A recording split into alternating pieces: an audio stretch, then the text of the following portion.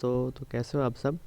आज हम पढ़ने वाले हैं क्लास 7 से एनसीईआरटी बुक का 3 क्वेश्चंस चैप्टर। ठीक है, तो इस चैप्टर को शुरू करते हैं और सबसे पहले इसका जो थॉट है वो पढ़ते हैं। A king has 3 questions and he is seeking answers to them. कहा है कि एक राजा है जिसके पास 3 क्वेश्चंस हैं और वो इसके आंसर्स को ढूंढना चाहता है। वट आर द क्वेश्चंस, और ये क्वेश्चंस कौन से हैं। Does the king get what he wants, और क्या राजा को वो मिला जो वो चाहता था। तो देखते हैं, शुरू करते हैं इस कहानी को। एक minute. The thought came to a certain king that he would never fail if he knew 3 things. तो एक विचार राजा के मन में आया कि अगर उसे एक चीज़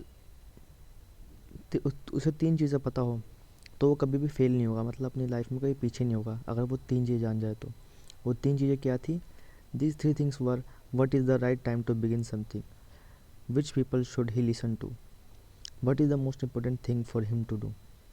तो 3 क्वेश्चंस थे, मतलब वो 3 चीज़ें थी वो questions.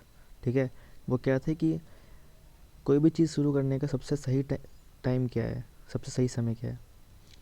Which people should he listen to, और किन लोगों की बातों से सुननी चाहिए। What is the most important thing for him to do, और सबसे ज़्यादा ज़रूरी चीज़ क्या है उसको करने के लिए। The king therefore send messenger through out his kingdom, और इसे जानने के लिए राजा ने अपने खबरियों को भेजा कि ताकि किंगडम से जाके खबर लेके आए। Promising a large sum of money to anyone who would answer these 3 questions, और राजा ने वादा किया कि जो भी इन 3 क्वेश्चंस का आंसर बताएगा उसको मैं पैसे दूंगा बहुत सारे। Many wise men came to the king but they all answered his questions differently. बहुत सारे बुद्धिमान व्यक्ति वहाँ पर राजा के पास आए, लेकिन सब ने अलग अलग आंसर दिए।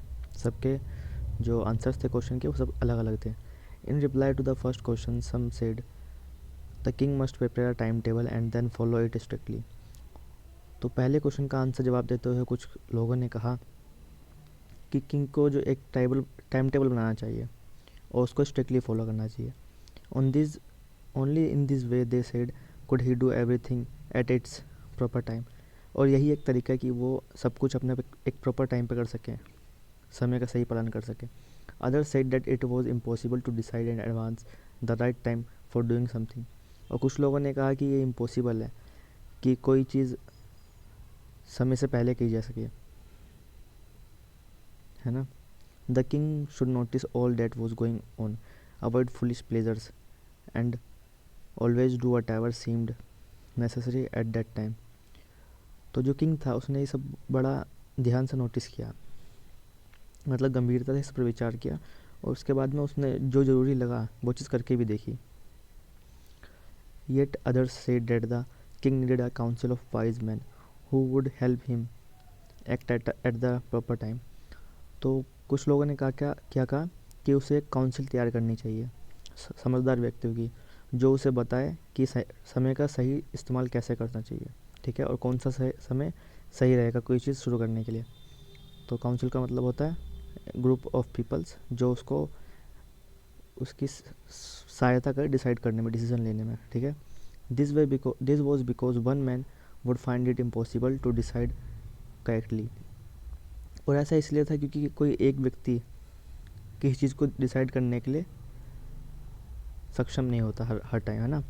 Without help from each others, तो हमें मतलब किसी डिसीज़न लेने के लिए हमें सिर्फ एक व्यक्ति की ज़रूरत नहीं होती, बल्कि अगर दूसरे लोग भी होंगे तो उस पर विचार विमर्श होकर हम पता लगा सकते हैं कि सही है या गलत है ना। The right time for every action. ठीक है, but then others said that there were some things which could be urgent, और फिर कुछ लोगों ने कहा कि यहाँ पर कुछ चीज़ें ऐसी हो सकती हैं जो कि अर्जेंट, मतलब कि ज़रूरी, या फिर जिसका नतीजा हमें तुरंत निकालना हो। These things could not wait for the decisions of the council, और ये चीज़ें काउंसिल के डिसीजन के लिए वेट नहीं करेंगी। In order to decide the right time for doing something it is necessary to look into the future, और कोई काम करने के लिए, मतलब कोई काम सही समय पर करने के लिए हमें फ्यूचर को जानना ज़रूरी है ना, नेसेसरी यहाँ लिखा है। And on only magicians could do that, और ये जो है ये सिर्फ जादूगर ही कर सकते हैं। The king therefore would have to go to magicians, और उसके बाद राजा को उन जादूगरों के पास जाने की ज़रूरत पड़ेगी। In their answers to the second question, और उसके बाद उन्होंने दूसरे क्वेश्चन का जवाब देते हुए क्या कहा, some said that the people most necessary to the king were his counsellors. तो लोगों ने कहा कि राजा के लिए सबसे ज़्यादा ज़रूरी क्या होना चाहिए, जो उसके काउंसलर के लोग हैं वो होने चाहिए, क्योंकि उसका दूसरा क्वेश्चन क्या था कि उसके लिए सबसे ज़्यादा इम्पोर्टेंट कौन हो, तो उन्होंने कहा काउंसलर्स। कुछ लोगों ने अदर सेड द प्रीस्ट, कुछ लोगों ने कहा कि पुजारी या पंडित। A few others choose the doctors, और कुछ लोगों ने कहा कि जो डॉक्टर्स होते हैं वो हमारे लिए जरूरी होने चाहिए। And yet others said that the soldiers were the most necessary, और कुछ लोगों ने कहा कि भाई जो सिपाही होते हैं वो सबसे ज़्यादा जरूरी होने चाहिए। To the third question some said science, others chose fighting and yet others religious worship. तो तीसरे क्वेश्चन का जवाब देते हुए कहा कि आपके लिए सबसे बेहतर कार्य है, सबसे ज़रूरी कार्य क्या होना चाहिए। कुछ ने कहा साइंस होना चाहिए, कुछ ने कहा लड़ाई होना चाहिए, युद्ध होना चाहिए, कुछ ने कहा कि रिलीजियस वर्शिप मतलब कि धार्मिकता की ओर बढ़ते हुए पूजा पाठ करना, ये सब। As the answers to his questions were so different, और जो उसके क्वेश्चंस थे उसके आंसर सब ने अलग अलग दिए थे। The king was not satisfied, और जो किंग था वो इन आंसर से खुश नहीं था। एंड गेव नो रिवॉर्ड, तो उसने उन लोगों को कोई रिवॉर्ड नहीं दिया। Instead he decided to seek the advice of a certain hermit, और इसे छोड़कर उसने क्या सोचा कि वो किसी सन्यासी के पास जाएगा और उससे एडवाइस लेगा। Who was widely known for his विस्टम, जो कि अपने बुद्धि की वजह से काफ़ी फेमस है। The hermit lived in a would which he never left, कहा कि जो हर्मिट है, जो सन्यासी है, वो कहाँ रहता है, जंगल और की तरफ रहता है। ठीक है, आ स्मॉल फॉरेस्ट, यहाँ पे वुड्स का मतलब भी लिखा है। तो he saw no one but simple people and so the king put on ordinary clothes, तो वहाँ उसे वो तो नहीं मिला जिसे वो चाहिए था, लेकिन उसे आम लोग वहाँ मिले, तो उसने वहाँ पर जो आम लोगों के कपड़े होते हैं वो पहन लिए वहाँ से। Before he reach the hermit's hut the king left his horse with his bodyguard and went on alone. तो जो हर्मिट था उसकी झोपड़ी तक पहुँचने से पहले उस राजा ने क्या कहा, अपना जो घोड़ा है उसको वहीं रोक दिया, और जो उसका बॉडीगार्ड है उसको भी वहीं रोक दिया, और अकेले चला गया उससे मिलने के लिए, सन्यासी से मिलने के लिए। As the king came near the hermit hut, और जैसे ही जो किंग था वो हर्मिट मतलब सन्यासी के हट के पास पहुंचा, झोपड़ी के पास पहुंचा, he saw the hermit digging the ground in front of his hut, तो उसने देखा कि जो हर्मिट था वो अपनी झोपड़ी के आगे गड्ढा खोद रहा था, मतलब खुदाई कर रहा था। He greeted the king and continued digging, उसने राजा को बधाई दी और अपने खुदाई के काम में लग गया वापस। The hermit was old and weak, और जो सन्यासी था वो बहुत काफ़ी बूढ़ा था और काफ़ी कमज़ोर भी था। And as he worked he breathed heavily, और वो काम करते करते बहुत तेज़ तेज़ सांसें ले रहा था। The king went up to the hermit and said I have come to you wise hermit, तो किंग जो था वो सन्यासी के पास गया और उसने कहा कि मैं तुम्हारे पास आया हूँ बुद्धिमान सन्यासी, to ask you to answer 3 questions, वो 3 प्रश्नों का जवाब पूछने के लिए। How can I learn to do the right thing at the right time, तो उसने अपने क्वेश्चंस फिर से दोहराए और कहा कि मैं सही चीज़ को करने के लिए सही समय का इस्तेमाल कैसे कर सकता हूँ। Who are the people I need most, और मुझे किन लोगों की सबसे ज़्यादा ज़रूरत है। And what affairs are the most important, और कहा कि सबसे ज़्यादा ज़रूरी काम मेरे लिए क्या होना चाहिए। The hermit listen to the king but did not speak, और जो सन्यासी था उसने राजा की बात सुनी लेकिन कुछ कहा नहीं। He went on digging you are tired said the king, और वो अपनी खुदाई करता रहा। उसके बाद राजा ने क्या कहा कि आप थक गए हैं, टायर्ड मतलब थकना। Let me take the spade and work in your place, तो राजा ने कहा कि आप एक काम करो, अपनी जो वो कुल्हाड़ी या फिर जो भी है कि वैसे, हाँ स्पेड मतलब कि जो फावड़ा होता है वैसे, तो आप वो मुझे दे दो और मुझे काम करने दो अपनी जगह पे। Thanks said the hermit giving the king his spade, then he sat down on the ground. उसके बाद जो हार्मिट था, सन्यासी था, उसने क्या किया, उसे थैंक्स कहा राजा को और अपनी जो स्पेड थी उसको दे दी राजा को। उसके बाद ज़मीन पर बैठ गया। तो देखते हैं आगे क्या होता है। When the king had dug 2 beds, और उसके बाद जब राजा ने 2 खड्डे कर दिए, he stopped and repeated his questions, उसके बाद वो रुका और उसके बाद दोबारा से अपने क्वेश्चंस उसने पूछे। The hermit gave no answer, उसके बाद जो हर्मिट था, उसने दोबारा से कोई रिप्लाई नहीं दिया, but stood up stretching out his hand for the speed and said now you rest and let me work. और उसके बाद उस सन्यासी ने क्या कहा, जवाब तो कुछ दिया नहीं, उसके बाद में खड़ा हो गया और अपने हाथ को स्ट्रेच करने लगा और राजा से कहा कि लाओ ये स्पेड अब मेरे को दे दो, आप आराम करो और मुझे काम करने दो। But the king did not give him the spade and continued to dig. लेकिन राजा ने उसको वो स्पेड नहीं दिया और खुदाई करना शुरू कर दिया अकेली। 1 hour passed, then other, the sun went down behind the trees. उसके बाद 1 घंटा गया और 1 घंटे के बाद फिर दूसरा घंटा भी गया और जो सन था वो धीरे धीरे नीचे आता जा रहा था, मतलब शाम होने वाली थी। And at last the king stuck the spade into the ground and said I came to you wise man for an answer to my questions. उसके बाद राजा ने क्या कहा, मतलब क्या किया, जो स्पेड थी उसको ज़मीन पर गाड़ दिया और उसके बाद जो राजा था उसने वाइस मैन से क्या पूछा कि मैं आपके पास यहाँ अपने क्वेश्चंस का आंसर लेने आया था। If you can give me no answer tell me so and I will return home. अगर आप मेरे सवालों का जवाब नहीं दे सकते तो मुझे बता दीजिए, मैं चला जाऊँगा अपने घर। ऐसा वो राजा कहता है। Here comes someone running said the hermit. और फिर जो सन्यासी था उसने क्या देखा कि कोई सामने से भागता हुआ आ रहा है, ऐसा सन्यासी ने कहा। फिर उसके बाद क्या हुआ, the king turn round and so a bearded man running towards them. तो उसने देखा कि एक जो दाढ़ी वाला व्यक्ति था वो भगता हुआ उनकी तरफ आ रहा था। किसकी तरफ, सन्यासी की और राजा की तरफ। His hands were pressed against his stomach. और उसने अपने पेट को अपने हाथों से दबा रखा था। From which blood was flowing, जहाँ से खून बह रहा था।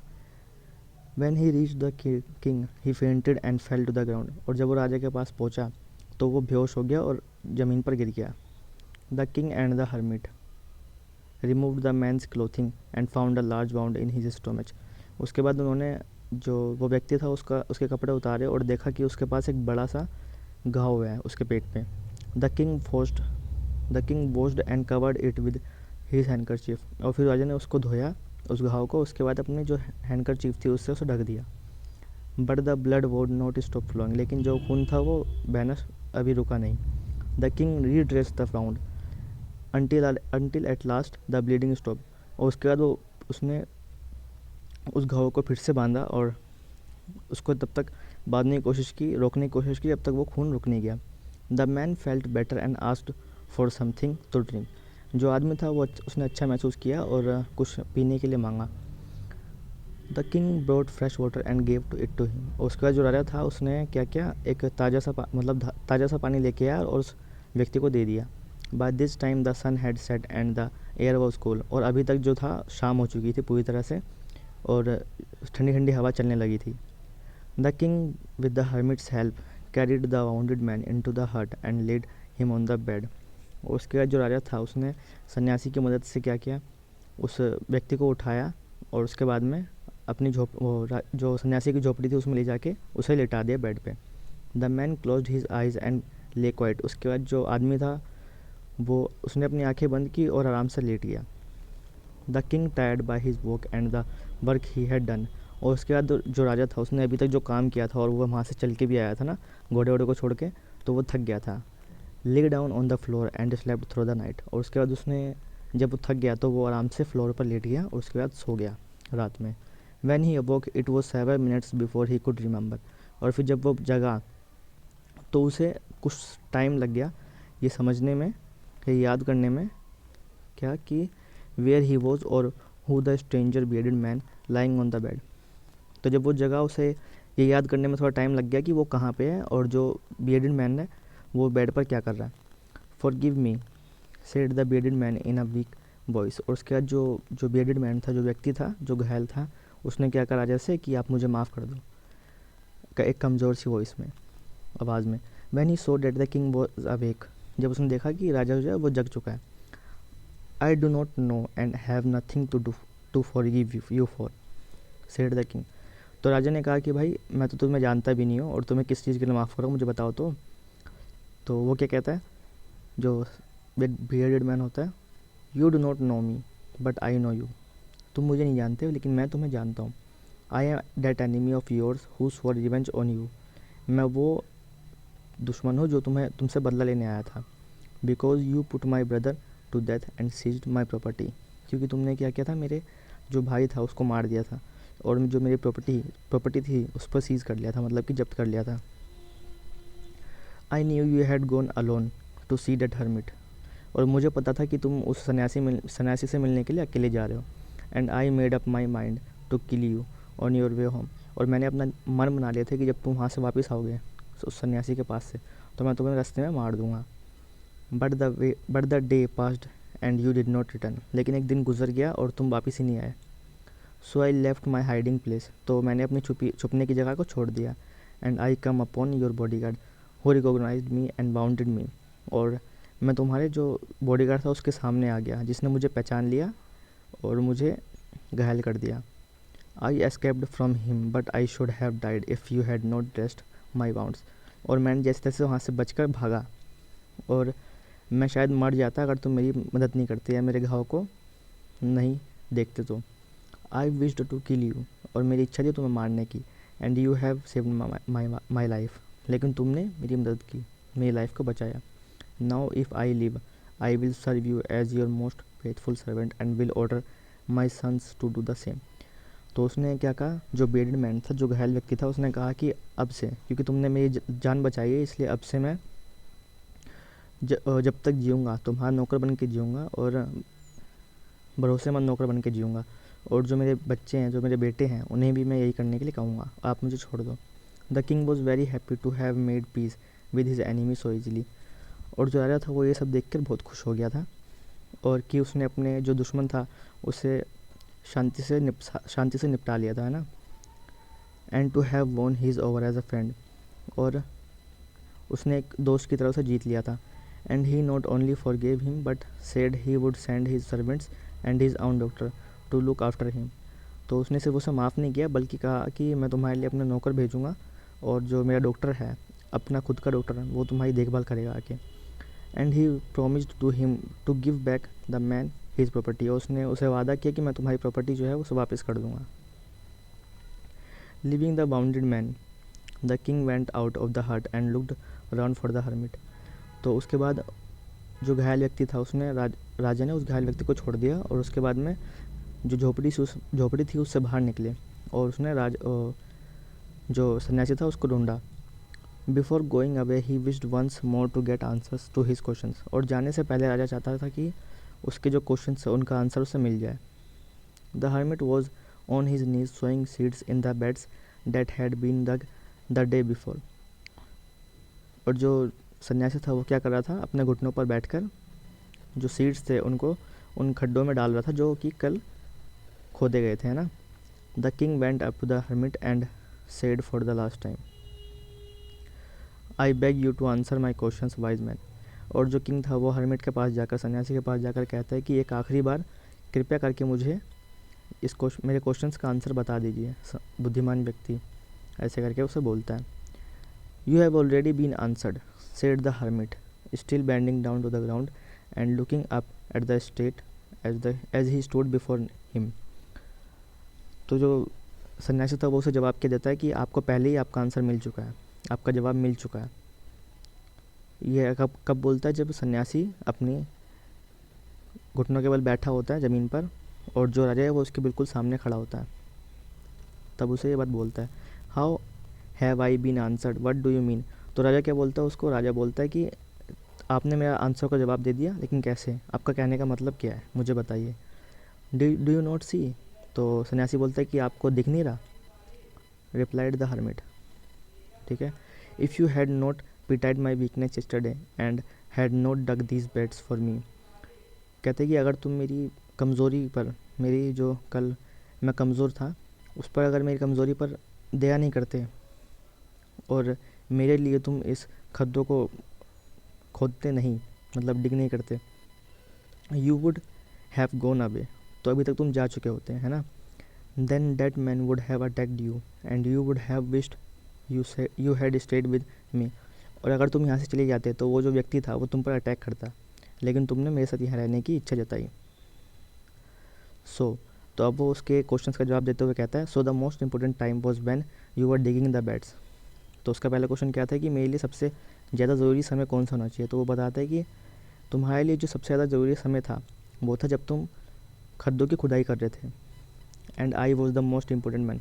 और उस समय दूसरा क्वेश्चन क्या था कि मेरे लिए सबसे ज़्यादा इंपॉर्टेंट कौन होना चाहिए। तो वो व्यक्ति क्या बोलता है, और उस समय तुम्हारे लिए सबसे ज़्यादा ज़रूरी व्यक्ति मैं था, है ना। And to do me good was your most important business. और जो तीसरा क्वेश्चन उसका क्या था कि मुझे क्या करना चाहिए जो मेरे लिए सबसे ज़्यादा इम्पोर्टेंट होना चाहिए। तो वो बोलते हैं कि मेरे साथ भला करना, मेरे साथ अच्छा बिहेव करना, ये तुम्हारा सबसे ज़्यादा इम्पोर्टेंट बिजनेस था, सबसे ज़्यादा ज़रूरी काम था। आफ्टर वर्ड्स, तो उन 3 सवालों का जवाब देते हुए कहता है ये चीज़, ठीक है। उसके बाद वो क्या बोलता है, afterwards the man ran to us, जब वो व्यक्ति हमारी तरफ दौड़ता हुआ आता है, the most important time was when you were caring for him. तो उस टाइम बता दें कि उस टाइम तुम्हारा सबसे ज़्यादा ज़रूरी समय क्या था, वो था उस व्यक्ति की केयर करना, देखभाल करना। Because if you had not the rest his bounds he would have died without having made peace with you.